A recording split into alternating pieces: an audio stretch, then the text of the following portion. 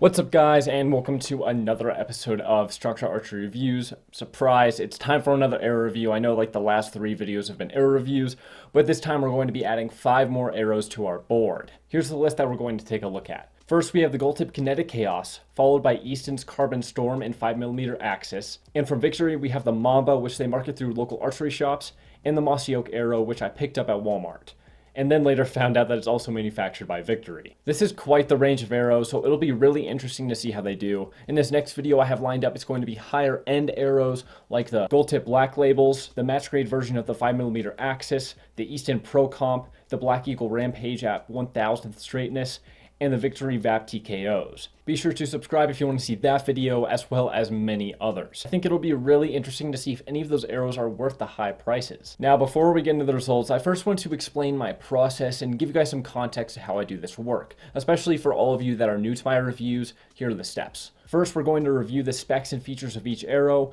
then we'll test them for spine, straightness, and consistency. I'll convert those measurements into simple star ratings, which illustrate how each arrow performed in those 3 categories. I'll also use the measurements to generate a strong shot quality score, and we'll use this as a single standard to compare these arrows to other arrows that we've tested in the past. Alright, let's start with some quick disclosures. For the record, while I do shoot at a pro level, I'm not sponsored by any archery companies. For me, it's important that I keep these videos objective, so my only obligation is to myself and to you. My goal is pretty simple. I want to help people enjoy archery, and part of that is helping you find the products that will perform best for you and fit your budget. All of the arrows that I test are brand new and the same thing that you would buy off the shelf. If you find this valuable, I'd appreciate your support so I can create more videos like these. Thank you to everybody who's already donated and helped make this video possible. I truly appreciate it, and if you guys want to check out that link later, that will be in the description. But for now, let's start off with the Gold Tip Kinetic Kaos. This is the most expensive arrow that we're looking at today at $100 for a pack of 6. The advertised specs suggest that you should expect up to 2,500 to run out when it comes to straightness and a half a grain spread when it comes to weight. The 300 spine arrows that I tested should be 10.4 grains per inch,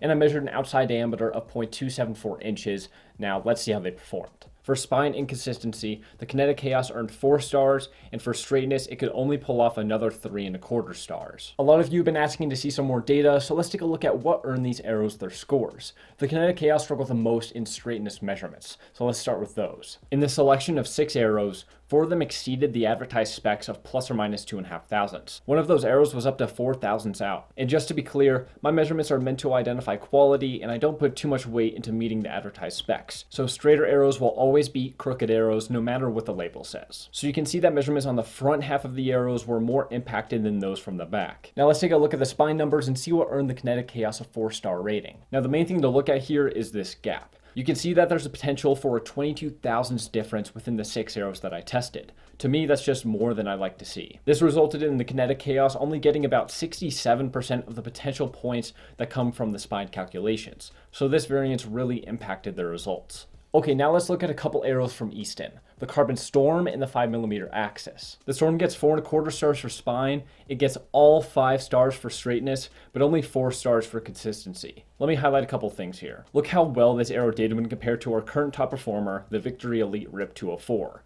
These are great numbers, especially for a $35 set of arrows. One surprising thing that's not represented here in the table is that the difference between the lightest and heaviest arrow was off by over 8 grains. Now, I don't worry too much about weight gap because it doesn't impact flight as much as many people think, but this is the largest weight gap that I've seen so far in a set of arrows. Where the Carbon Storm lost some points was in the spine. You can see here that the single arrow variance wasn't too bad, just about 5 thousandths when comparing the strong side to the weak side. But when we take the whole set of arrows into account, we're almost at 20. So you can imagine if you bought a set of 300 spine arrows and had some 320s mixed in. It's definitely not what you're wanting from a consistency standpoint. So the Carbon Storm arrows I tested performed extremely well in straightness, just not as well in spine and consistency. Let's move on to the 5mm axis. The axis received 4¼ stars for spine and 4½ stars for both straightness and consistency. That's a pretty balanced showing. Let's take a look at the spine data. You can see here that the average 360-degree spread is only a little over 3 thousandths across the set.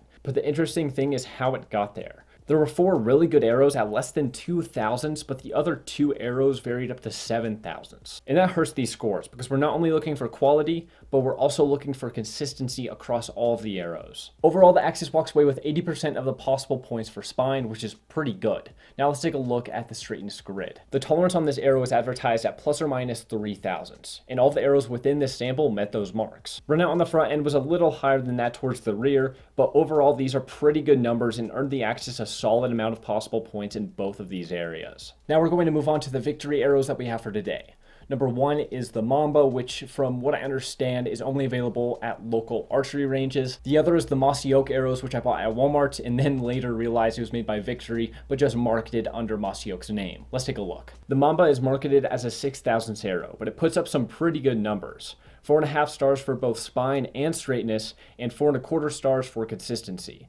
Again, that's really good for another $35 arrow. It performed well beyond its advertised specifications. And again, here on the spine, it walks away with 82% of the possible points. I think that the way that these lower dollar options are performing, a lot of people are going to start reevaluating how much they have to spend to get quality. I think that a lot of these arrow companies have really improved their manufacturing process over time. And what we're seeing in the data is that these inexpensive arrows aren't necessarily crappy. Let's take a look at what I got at Walmart. Now, I'm not saying that I'm going to the Vegas shoot this year with Mossy Oak in my quiver, but look at these results. 4.25 stars for both spine and consistency, and 4.75 stars for straightness. And these were just laying out in a box at Walmart. Some kids were probably sword fighting with these before I got there. This isn't even necessary to show, but you can see that the straightness numbers are solid. Front and rear almost got the same exact values. Flipping over to the spine number, again, this is pretty good.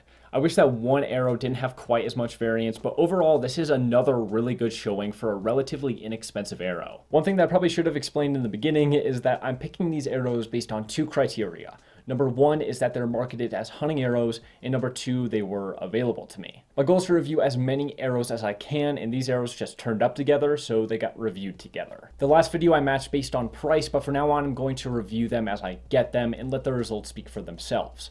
All of that being said, let's take a look at the results. We know that the Gold Tip Kinetic Kao struggled with straightness, and that resulted in an overall strong shot quality score of 68. The Easton Carbon Storm had exceptional straightness numbers and surprisingly pulled off a quality score of 83. Next, the Easton 5mm Axis arrow had a pretty well-balanced showing and walks away with a quality score of 82. The Victory Mamba, with solid results in both straightness and spine, leaves with an 84. Finally, the Walmart arrow, the arrow that a lot of you asked for, the arrow that I thought was going to be kind of a joke, measured with the same scrutiny as all the other arrows, believe it or not, gets an 85. So overall, most of these arrows matched up really consistently. I had no idea that these more inexpensive options would do so well. And believe me, this rating system is designed to punish inconsistency. It's extraordinary to get into the 90s, and you have to be really good to get into the upper 80s. These results are impressive. The one thing to remember here is that I'm only testing 6 arrows, which means I could have grabbed a good set or I could have grabbed a bad set. But in either case,